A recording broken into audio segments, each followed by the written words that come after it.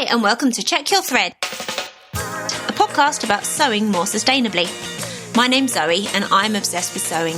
I've been blogging about it for over 13 years and am the creator and host of the popular handmade wardrobe challenge, Me Made May.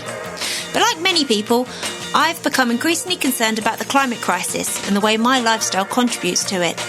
So in this podcast, I'll be nerding out about making clothes whilst exploring how to minimise the negative impact that it may have. I really hope you'll join me on this journey. Hello, how are you doing? I hope this finds you well. Personally, I'm not dealing very well with the fact that it's got really cold here.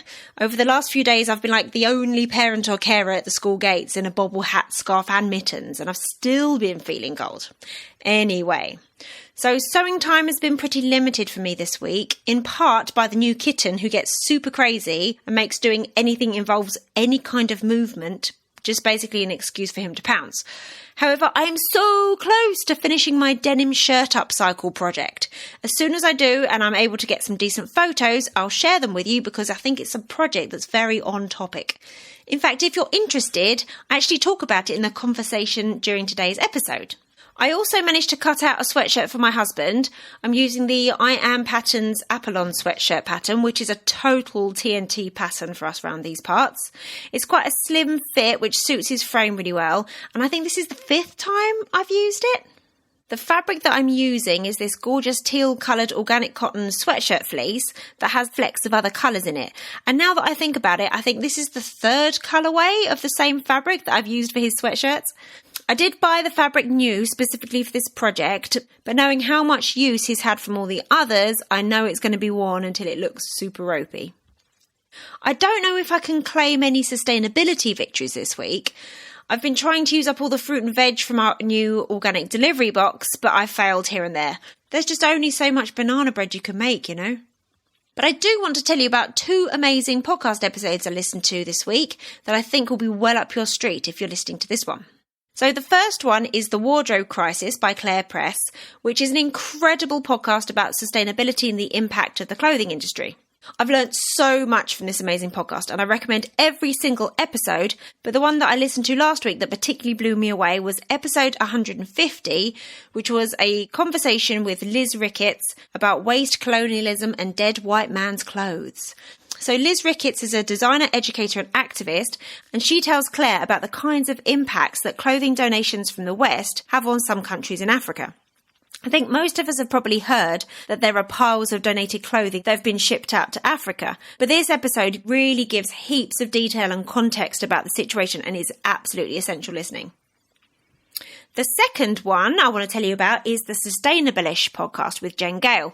I love this podcast so much and it's opened my eyes to so many different aspects of living more sustainably, so I really recommend it. But right now I want to highlight episode 118, which is a beginner's guide to COP26. So she talks to Laura Young, who is a climate activist, environmental scientist and public speaker, about the incredibly important international UN conference that is going on right this minute in Glasgow, Scotland. Really, really recommend you listen to that one too. I'll put links in the show notes. Okay, on to today's episode. So this is the first of 2 episodes that feature conversations with Louisa Owen Sonstroem. So Louisa got in touch with me after discovering this podcast to see if I'd be interested in chatting with her about her slow sewing related work. She's a trained pattern cutter and works within garment technology in the fashion industry. However, she has also become an expert in hand stitching, in particular how to hand stitch garments. After much research and practice to hone her skills, she now teaches in-person and online workshops and has written a book called Hand Sewing Clothing, a Guide, that she has beautifully illustrated herself. You can get hold of that book via her Etsy shop, but I also want to let you know, if you're based in the UK, that the UK-based online sewing shop Beyond Measure also stock it. I'll put links in the show notes. I must admit, it literally never occurred to me to sew a garment entirely by hand. Sure, hand stitch a blind hem perhaps, but a whole garment? I had so many questions, so obviously I leapt at her offer to record a conversation. So whilst I was nosing around on her website in the name of research, I also found out about another fascinating project she's developed called Pattern Cutting in Public Places. I was like, hold the phone. I need to ask Louisa all about this also. So that's exactly what I did and will form the content of next week's episode. But back to this episode. Louisa tells me about how she went from being a journalist to working in the New York fashion industry. We talk about how she fell in love with making her own clothes but had an epiphany about her output of self-made garments, which reminded me of my conversation with Judith Staley for episode 12, in fact. Louisa's response was to embrace hand-sewing garments, which for her opened up a whole new facet of creating. We talk about the ins and outs, the whys and the hows, and we bust a big old pile of myths about hand-sewing clothing. During this conversation, Louisa said something really significant that comes at the end of this particular episode, but was in reality in the middle of the conversation as we were having it. I didn't really pay that particular point a great deal of attention at the time because we were in the flow of talking, but it struck me hard when I came to edit the conversation a few days ago. We were talking about how to slow our making down and why slow sewing is important, and she said, this isn't her exact words, but in essence, she said that of course we're going to make because we're people and that's what people do. But what is important is to do so with thought and to make choices based on the knowledge that you've got available that are better in terms of the impact that we will have. So that point really struck me. Having spent the last few months completely absorbed in thinking about how to reduce the impact we're having for this podcast, honestly, I guess part of me was starting to question if I could justify making anything at all. And if I was actually a decent person, I should just mend my clothing until it's unmendable and then buy used garments going forwards. Honestly, I do feel a bit guilty about consuming the energy and resources to get my sewing fix, despite all the benefits that it brings me, which is why Louisa's point about us being people and therefore inherently makers really struck a chord. So thank you, Louisa, both for your time and for giving me this fresh perspective that I didn't know I needed to hear, but I really did. And thank you, lovely listeners, for lending me your ears once again. I can't wait to hear what you think about this one, so please drop me a line via email or Instagram. Okay, here we go. Hi, Louisa. Welcome to the Check Your Thread podcast. Welcome. Hi. Thank you so much for having me. How are you doing today? Doing pretty well. Yep. It's a lovely early morning here in Connecticut in the United States. Awesome. Would you mind introducing yourself and telling us a bit about yourself? Sure. So I live in northeastern United States. I sew both because I love to do it, and also I work in the fashion industry. I was originally an English major. I became a newspaper reporter for a few years, and then I had always sewn. And in my senior year of my English major, I happened to take a pattern making class, not even at my own university, and I loved it. It was just like the most magical thing to me. But I was not about to go start a whole nother program. I was ready to graduate and head out into the real world. So I did. But during that time as a newspaper reporter, I had like a split schedule. I would work in the office in the mornings, and then I had some time off in the afternoon before covering more meetings and things in the evenings. And so during my free time, I've just found myself spending all of that time making patterns and sewing things. I just had so many questions and things I was trying to figure out. And finally, eventually, I realized it was time to get honest about the fact that that was really what I needed to be doing. So I eventually was able to move to New York, where it all is, if you know what I mean, where the best programs that I knew about were and where so many job opportunities were. So I moved to New York, did a little bit more schooling at the Fashion Institute of Technology, which was amazing. It was so good. And then started working in the industry, which I've been doing ever since. And thanks to working from home practices during the pandemic, I now am living back in my hometown in Connecticut, but still work for the company that I had been working for in the city, which is really cool. So what is your job in the fashion industry? I work in technical design, which is kind of the engineering behind the clothing. So kind of the fit and construction of your clothes. I'm sort of like the middleman between the designers who come up with the artistic vision for the clothing and the factory. Right. So it's sort of translating between, which is really cool. That's so cool. So how do you work with pattern cutting? Do you translate the designs for the pattern cutters, or how does that work? Yeah. And it's different at every company and within each role. The role that I currently have, I work to take the designer's concept for what the garment will be and their sketch and everything, and then I work with our team within the company to select like block patterns that we're going to send to the factory, which may not be, you know, identical to the sketch, but they're like kind of good bones for that style. We send them over to wherever the factory is to be tweaked into the style that is being requested. Right. So that is so interesting. So you've got a lot of kind of formal pattern cutting and garment construction training. Yet we're going to be talking mainly about sewing garments by hand, aren't we? So at what point did you kind of move away from the way we imagine that clothing is made, either at home or in a factory with machinery and all sorts of technology, to embracing a more slower hand-stitched approach?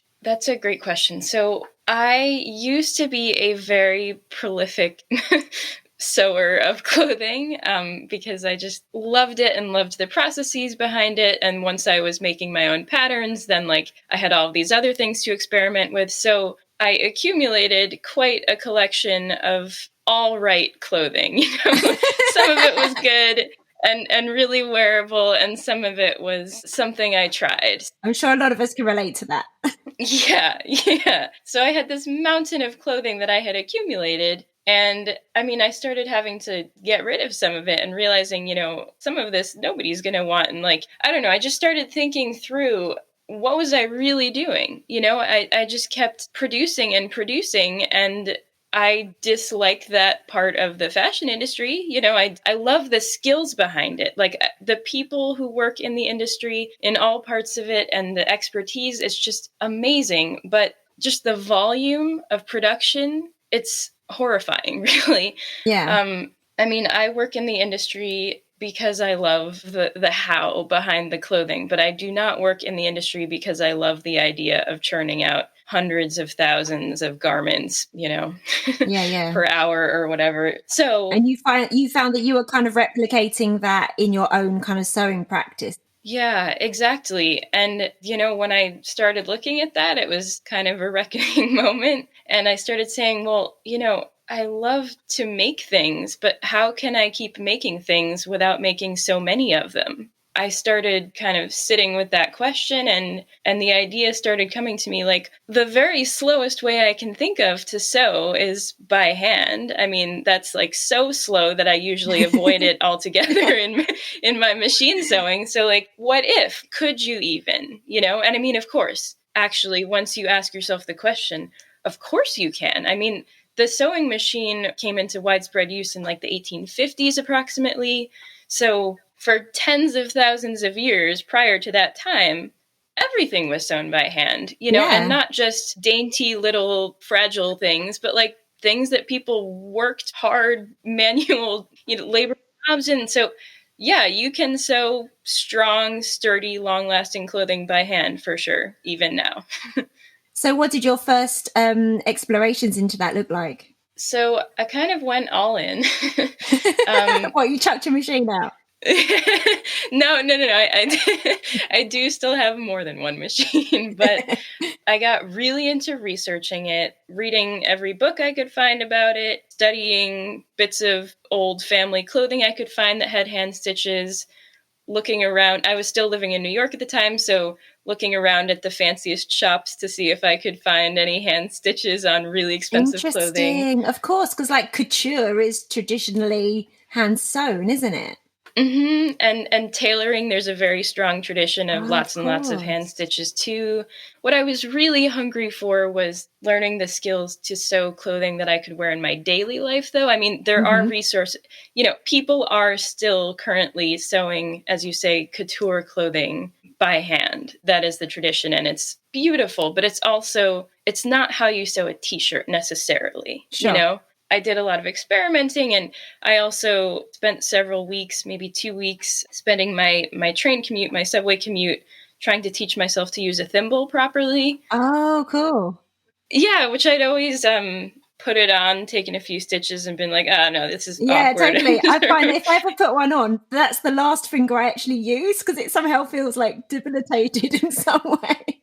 Yeah, totally. I mean, it's not a natural thing to have this bit of metal or whatever on your finger. So, but I had been reading and learning that actually, if you can spend that time befriending your thimble, that you'll be able to, there are so many benefits. So it took me, I'm not sure how many hours, but a couple of weeks of train rides to work and back. And then I was sold. I love how disciplined you were. Like, this is what I must do to get on with this, and I'm going to do it. Yeah, I mean, it's an intentional process for sure, getting used to that thimble, but you get there, you really do. So at what point did you really discover like a passion for hand stitching then? Because you've kind of gone, as you say, like all in, and you've completely immersed yourself. You've written books on it. You've taught classes in it. Where was the passion? Like, you were experimenting and investigating, but what was it that really hooked you? I guess I just immediately took to it, I think. I mean, Right. I've never really asked myself that question. Back then, I was just kind of living it. But immediately, the benefits were becoming clear to me. Not only was I sewing clothing at a slower and therefore more sustainable rate, and yet I was still spending many hours in the process of making, which I love. The stitches are beautiful, and the clothing is really comfortable to wear, and you can bring it with you everywhere. I mean, knitters know all about that, but people who are usually sewing on a machine do not know necessarily the pleasures of taking your project on the train with you or to a picnic. Yeah, I just released an episode, ostensibly about sewing when you're the parent of young kids, or you've got any other kind of new responsibility or thing that's sapping your energy. And I love the idea of having something that you can do on the sofa or in bed. You don't have to be like, right, okay, I need to set all this equipment up and I need all this energy and focus. You can just kind of sit. And you did a really cute little video on Instagram, didn't you, where you were stitching in loads of different locations. And it really kind of brought home for that. Yeah, that's really portable in a way that I am quite jealous of knitters and crocheters.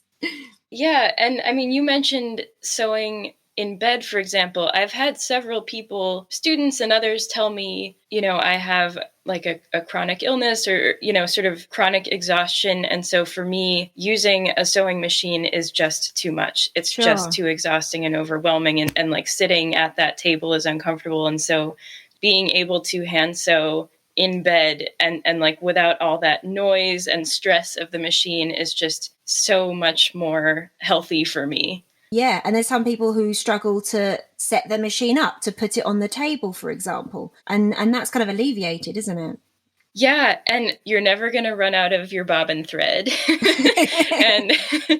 and you never have tension problems. You never have to like be adjusting those dials and crossing your fingers. Your hands just know automatically how to adjust the tension and the stitch length. And I mean, it's amazing. Like, you say that. I bet your stitches are amazing. But for the rest of us that haven't cultivated those kind of muscle memory skills yet, it must have taken you a while to get your stitches as beautiful as I'm sure they are now. If what you're after is really uniform stitches, it does take a while. I mean, not that long. But in terms of having stitches that are strong enough and sturdy enough and look good enough to make really great clothing, I think the first garment that you try to hand sew would be those things. Amazing. Especially, I mean, so many of your stitches are hidden away inside your clothing anyway, True. And as long as they're kind of in straight lines, it doesn't really matter what they look like. That's a good point. That's so true. So, okay, I'm going to be completely honest with you now, because I was having a lot of thoughts, kind of reading through your website and really kind of processing it. And it's something that I haven't tried before. I haven't made a garment from hand since I was a kid, making dolls' clothes and what have you. And I guess that pretty much from the beginning of when I really got into garment sewing, I guess I've always been led by the idea that to have a successful handmade garment, the kind of benchmark of that is something that looks like it's been bought in a shop. And I guess I was really having to kind of unpack that because, I mean, I've thought about this a lot and I know and I've come to believe that handmade garments are better than shop bought garments for a number of reasons. But I guess I still have this kind of like hangover of, a successful handmade garment should kind of masquerade as a shop bought garment. And I don't know where that comes from. And I'm not okay with that about myself. But I guess it's something that I hadn't really thought about that much or been challenged by until I was really looking through your website and trying to kind of absorb your approach, Yeah, totally. I mean, Certainly when I machine sew clothing, I feel that way too so much. I mean, if somebody says like, "Oh, did you make that?" I feel like really grumpy. I'm like, how did you know? I mean, obviously it's not an insult, but it also makes me feel like, what, is it not good enough? But that's so interesting that you kind of internalized that benchmark as well. Like that's just something that's just pervasive. yeah, I mean, I will say when I wear hand sewn clothing around, and I do wear it, it's not just like a special occasion thing. I put it to use. I wear it to the gym, to the store, to work, whatever. But when I wear it, I don't have a lot of people saying, "Did you make that?" And now it may just be that my world is small enough at this point that everybody just knows that Louisa makes her stuff and they don't want to talk to me about it. But like, don't get us started. yeah, really. But I don't know. I mean, well, okay, it's certainly possible to hand sew clothing, but have it look as though a machine made it. There are stitches that look like the machine's straight stitch, that lock stitch. Specifically, even back stitch, it looks like a machine's lock stitch from the outside. The underside looks different, and you need to know that. But if what you want is top stitching that looks as though a machine did it, you'll need to make them pretty straight and uniform in size, but you can achieve that for sure. Right. And again, a lot of your stitches are hidden away in the seams anyway, so nobody's going to know what they look like. In a lot of really nice store-bought clothing, the expensive kind, it's often the goal anyway to have the stitching be really subtle, sort of invisible type hems where you just have those little bits of thread that you see along there, but not like top stitching and like sort of clean finishing in general. So one of the cool things about hand sewing is that you can make it as subtle or as visually prominent as you like. You just pick and choose your stitches according to your goals. But if you wanted to fool people into thinking that it was made well by machine, you could certainly do that. So what are some of the preconceptions about hand stitching that you've come up against? Yeah, some of the ones that I had to work through and that I think most people have to work through are hand sewing must just take forever. Like, can you even finish a project that is totally by hand? And then another one is like, won't it fall apart the first time you wear it? Or if not that, the first time you machine wash it? Right. And don't you have to wash it by hand? Obviously, the way I've set that up, you can probably already guess my answers, but does it take forever? No. So I actually did a bunch of time studies last year in 2020, where I would sew identical projects, one by machine and one by hand, and I clocked every minute of stitching. Yeah, and so I looked at how much slower it was. Of course, it's always slower. Which is kind of the point to a certain extent. Yeah, right. Which is my goal. It is always slower, but it is slower by less than you might think. Right. Most of the projects that I did, I'd have to look back at the numbers, but most of them it was maybe about 2 or 3 times longer. You would finish. Totally. Yeah. And I mean, again, if you're a knitter, you are used to that scale, Yeah. If you're a machine sewist, then you're probably used to being able to sew a t-shirt in 3 hours or something, 3 or 4, depending on what machines you're using and how many times you've made one before.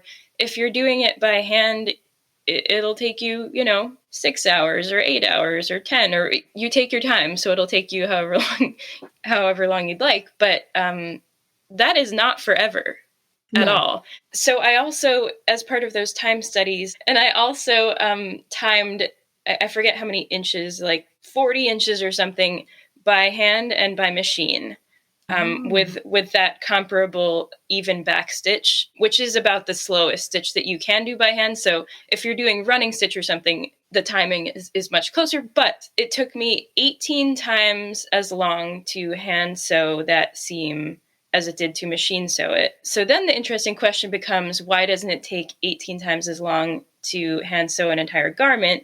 And the answer, of course, is that so much of the time that you spend sewing a project is not the actual stitching anyway. It's like at your ironing board and pinning and fussing and, measuring it. Winding your bobbin.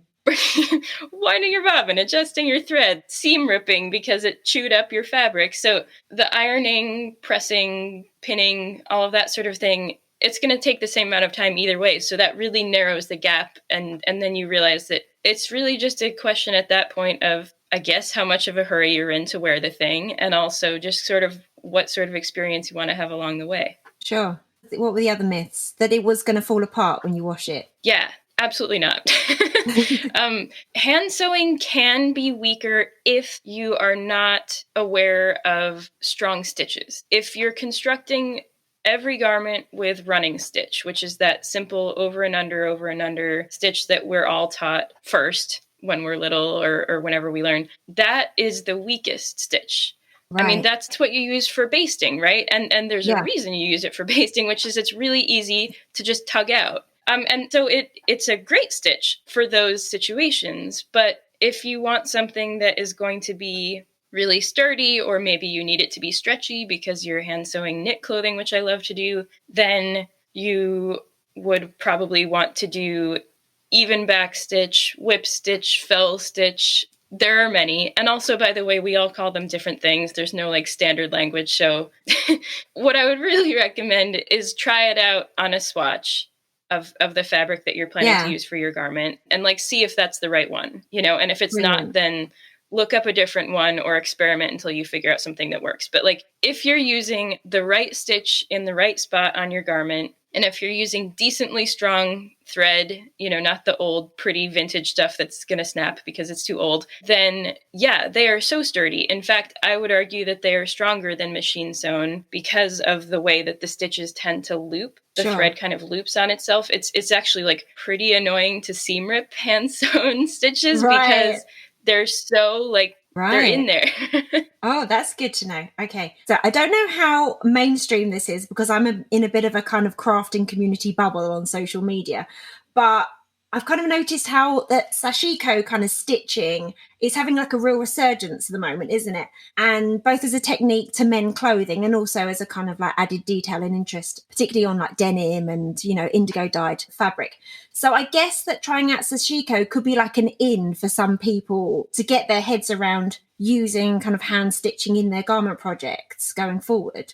That's a great idea. Absolutely. I mean, any stitches that your hands can put into cloth are great practice for all the other ones that you'll ever do. My thimble practicing that I was doing when I was first getting started, I did that on napkin projects, like basically just rectangles of fabric, and I'd take two of them and stitch around the perimeter. So those were my inside, maybe not so good looking stitches. And then I'd flip it to the outside and I'd do top stitching rows all the way down and just fill the cloth with hand stitches, which ended up being cool objects to use at lunchtime.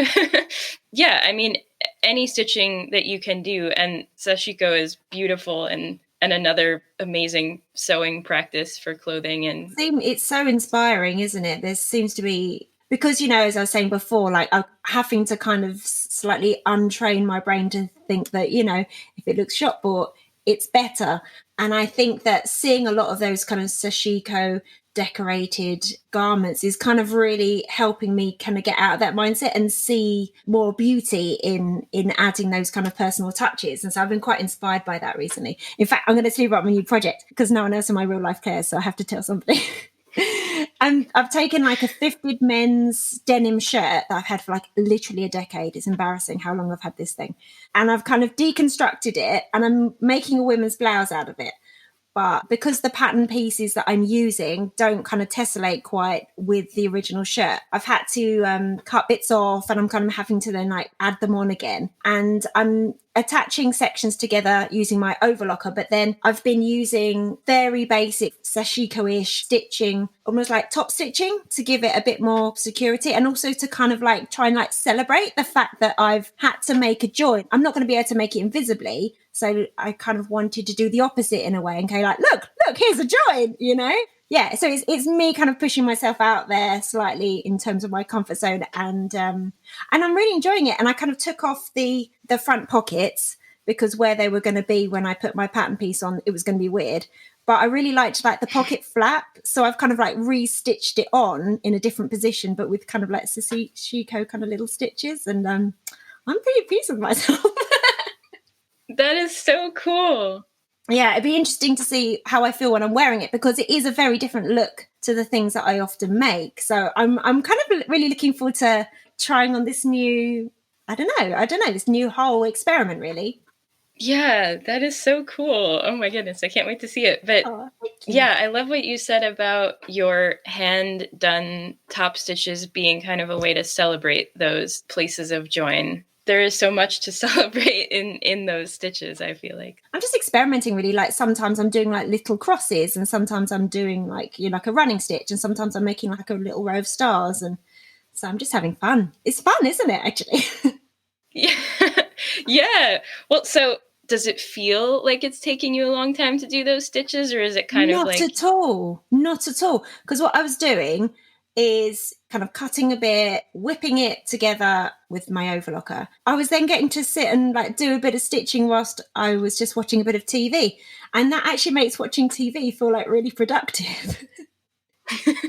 Yeah. So one interesting point there. There's a person, Abby Frankemont. So this is in the like hand spinning yarn world, but she Right. makes the argument that with a drop spindle versus a spinning wheel, a drop spindle, like it fits in your purse, it fits in your pocket, maybe. A spinning wheel does not. So she makes the argument that drop spindling is slower per hour, but it ends up being faster like per day, because you can bring it with you everywhere. You thought it was going to take you maybe months, but in fact, it's just sort of fitting seamlessly into the little crevices of your life, and it's not really slowing you down much at all. No, totally. So getting further into the practicalities, what equipment do you need to make a garment using hand stitching? Great question, and not much at all. This is another thing I love about it, is that you don't need much, and also it feels a little more democratic to me for that reason. Like, you don't need a super nice sewing machine or any sewing machine. Instead of spending hundreds and hundreds of dollars or thousands of dollars or whatever your currency is, you know, you can spend a very small fraction of that. Basically, the things that you, whoever's listening, probably already own because you probably already sew, you know, shears, pins, you already have those things. And then aside from that, you'll just need a few hand sewing needles. So there are many approaches to this. Some people will recommend like the right needles and like get the good ones and the ones that cost a little bit more.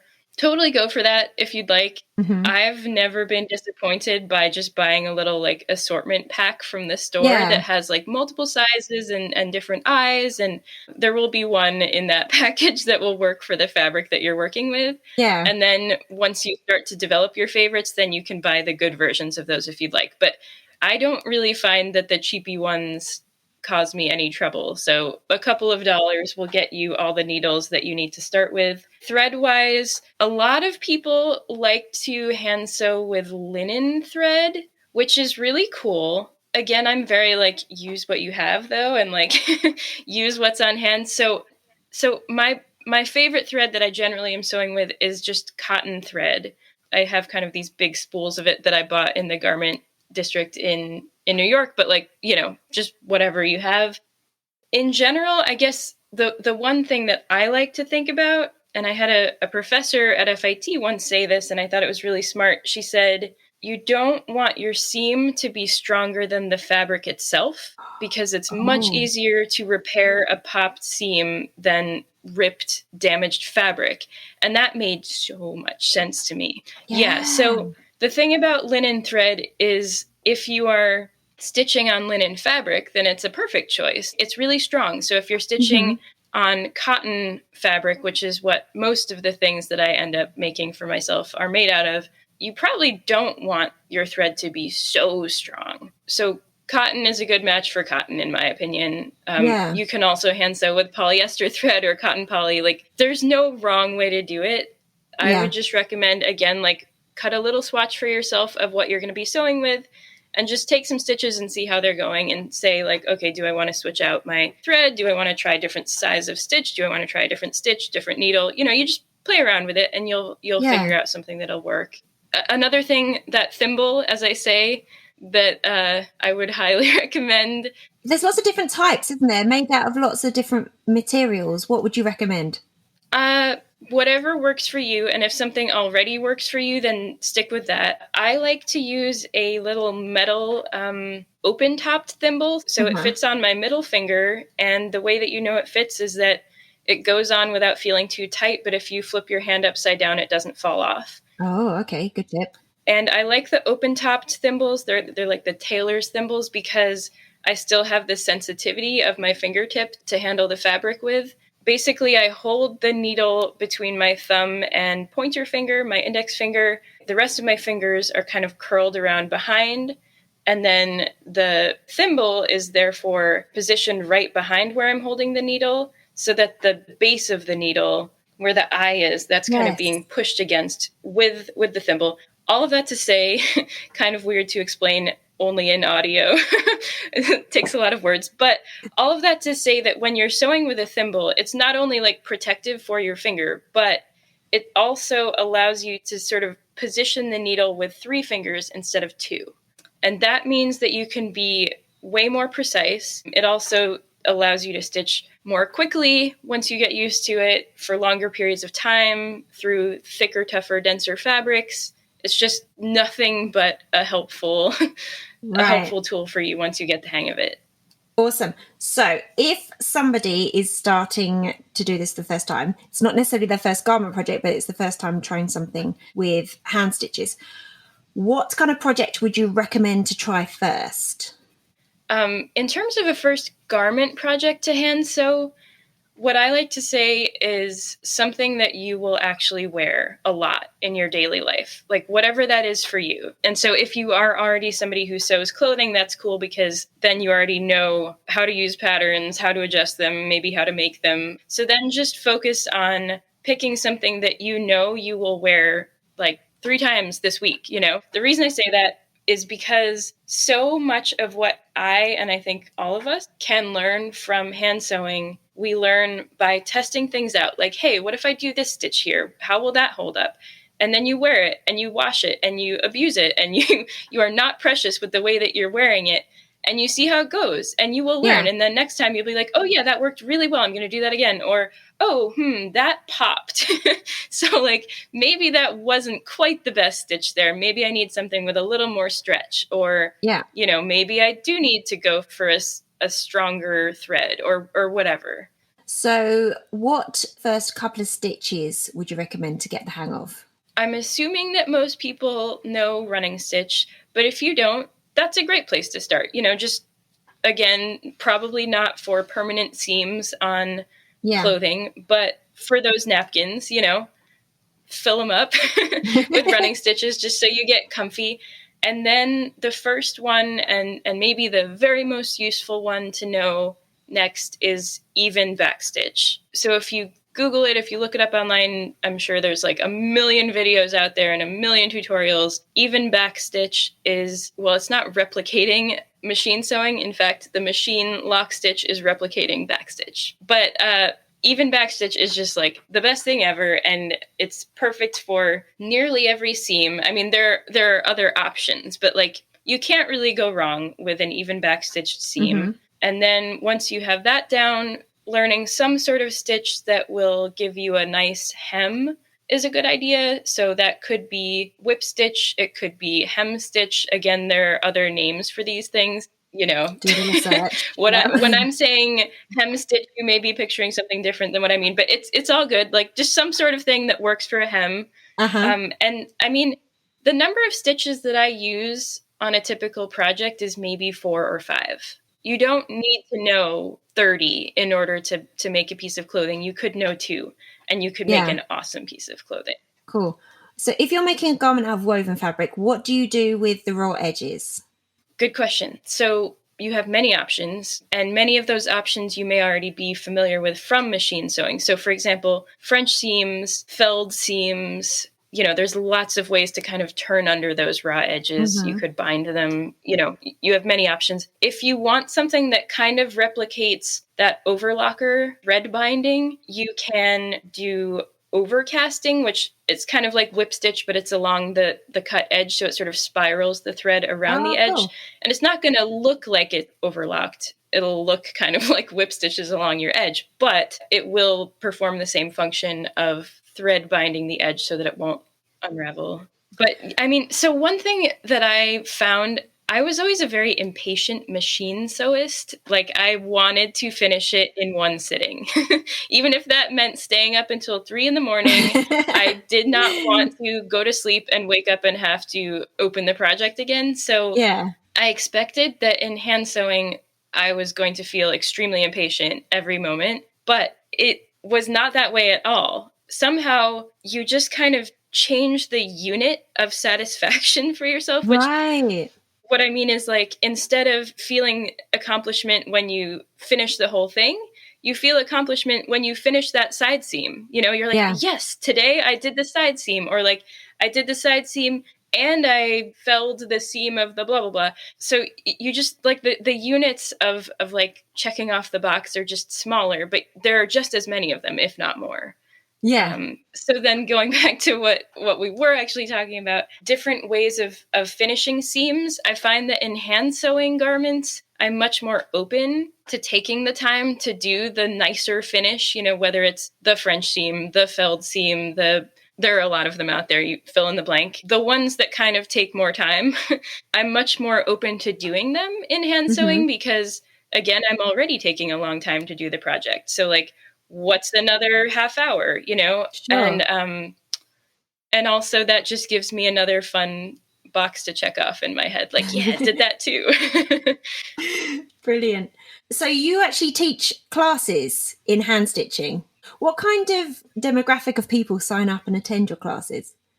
A variety. I think that there are different motivations for coming to hand sewing. There are a lot of people these days who are discovering hand sewing clothing, and like it's just like a really exciting moment to be doing this because there's just like this whole community that's growing.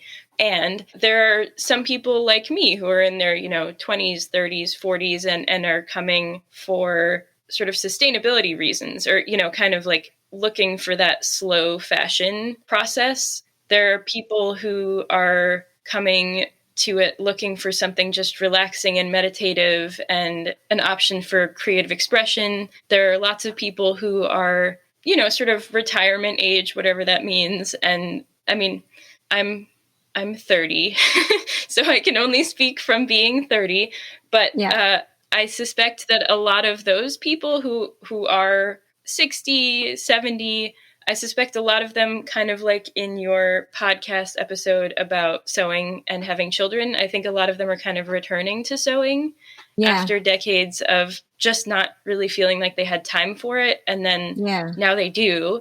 And hand sewing is like this way of just fully embracing that this is a priority for them again at last, which is really beautiful. I love that. Right. So you've also written an amazing looking book all about hand stitching, and it looks incredible. So did the writing of that book come from the classes and a desire to kind of put down in a physical kind of manifestation all the things you talk about in your classes? Definitely. I started writing it when I was trying to put together a handout for the first hand sewing class that I taught. You just kept going and it turned into a book. Well, it was 80 pages and I said, oh, this is not a handout. This is a baby book. Yeah. 8 students got that, like, you know, lucky them. 1.0 version. And then I spent a year and a half or so after that just kind of growing it and letting it sit to a side for a bit while I, you know, thought of what else it needed. And I love it. So it kind of developed in a slower way, like your sewing as well. You weren't just hell for leather, get it finished. Yeah, and I love craft books. Like I love how-to books and always have. I just think that there's something magical about having this little bundle of papers that teaches you how to do some awesome new skill that you didn't know before and now you do. And then because it's this physical little object, you can take it around with you wherever you go, and then someday you can give it to somebody else. And I just think books are the coolest thing. So it felt like a really exciting and natural way to try to share these skills that I was feeling so empowered by. And it's full of beautiful illustrations that you've done yourself, isn't it? Yeah, thank you. Line drawings, I find to be really helpful in how-to books because you can show how a stitch is done without having to have the hand get in the way, and like in a photograph, you have all this information that is not necessarily pertinent to the operation that you're trying to convey. There's like shadows and and that could be quite distracting, can't it? Yeah, so I liked the idea of filling out the book with diagrams that just kind of show the information. So that was a fun element of the project too, for sure. Brilliant. So, okay, I have a question. Well, I have lots. So what proportion of your wardrobe is made by yourself? And then what proportion of that is made by hand? Well, it's all made by hand, but made by hand stitching. Now I wish I had real numbers. Now I'm really curious what the real numbers are. So this is such a good question. I'm really pleased with this question. Yeah. But I mean, I don't say that in that I think that the goal is 100% me made. I certainly don't believe that making your own clothes is necessarily the most sustainable way to dress, for example. So, I don't think the goal should necessarily be a high number. I'm just really interested because I'm nosy. Yeah, no, totally. I'm really interested in these stats too. Now I feel like I need to go make a pie chart of my closet. But the last time I did a real count was 6 or 7 years ago, pre-hand sewing for me. And I think I had gotten to a little over 50%, and it depended on the category. Almost all of my dresses were sewn by me, by machine. Most of my pants were not. Now, my guess would be that it probably similar, maybe about 60% sewn by me. And in terms of hand versus machine, I mean, I didn't just purge the machine sewn clothes that I had sewn that were working for me. So I still have those. And of course, hand sewing does take longer. So a smaller percentage for sure are sewn by hand, but also I maybe reach for those more. I don't know. Interesting. So they got the most use. That's really interesting. A lot of my hand-sewn clothing, I will say, is kind of sequestered off for me to not wear it because I have to use it for class samples and I don't want it to be all stained and gross. So there are the things that I'm allowed to wear in my daily life and I love it. And then there are the things that have to sit in boxes and bags and stay safe from me damaging them, which is sad. With life. Yeah. So what's the most complicated garment that you've made or something that's surprising that you've made by hand? Have you made trousers? Yep. So I have hand sewn several pairs of leggings, stretchy workout kind of pants, which work really well. I ran the New York City Marathon wearing a hand sewn outfit, including the sports bra, bra, tank top, leggings. It was hand sewn, which was it was my goal. I was I'm going to run the marathon and it's going to be a hand sewing marathon. So it was pretty fun. One of those is not enough of a challenge.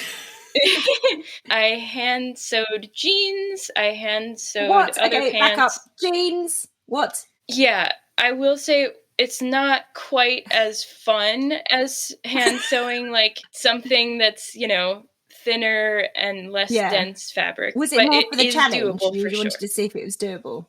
Yeah, I'm very motivated by, I bet nobody thinks they could hand sew blah, blah, blah, and then I do it. Another one that people tend to be surprised about is I hand sewed a bikini bathing suit. Very cool. Yeah, which holds up very well in the water, in the ocean waves. And so that's another thing where I was I bet people think they can't hand sew a bathing suit, but they can. Because you seem like a very kind of sustainability minded person. So aside from hand stitching, what other suggestions would you give to someone who makes their own clothes and wants to do it in a more sustainable way? Take your time would be my suggestion. I mean, as your podcast celebrates, there are so many angles to look at sustainability from. I mean, just the term sustainability, like there's sort of planet-based sustainability, there's person-based sustainability, there's so many ethical questions to be considered. And we are not exempt from those questions by sewing our own clothing, even by hand. I mean, the fabric, where does it come from? Who's growing the fibers? How are they being treated? How are they being paid? What about at the fabric mill? I think when it comes to sustainability, the question becomes, which elements are you going to focus on? You know, is it going to be about the fabric? Is it going to be about the people? Is it going to be about the dyes and the chemicals? And there are no perfect answers to any of this. No. Yeah, I mean, it's a big question. I'm kind of answering this in a depressing way.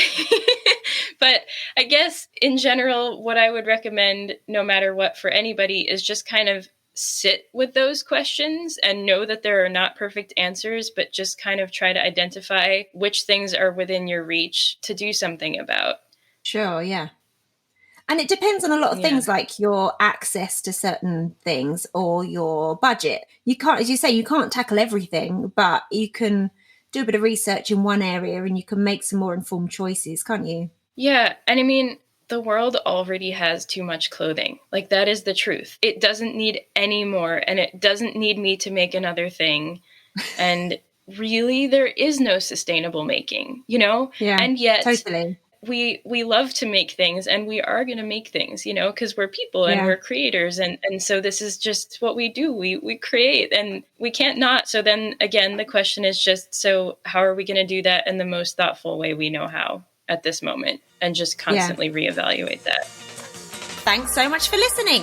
I really hope you enjoyed this episode and are left feeling inspired. For more info about the podcast, including show notes for this and every episode, head to checkyourthread.com.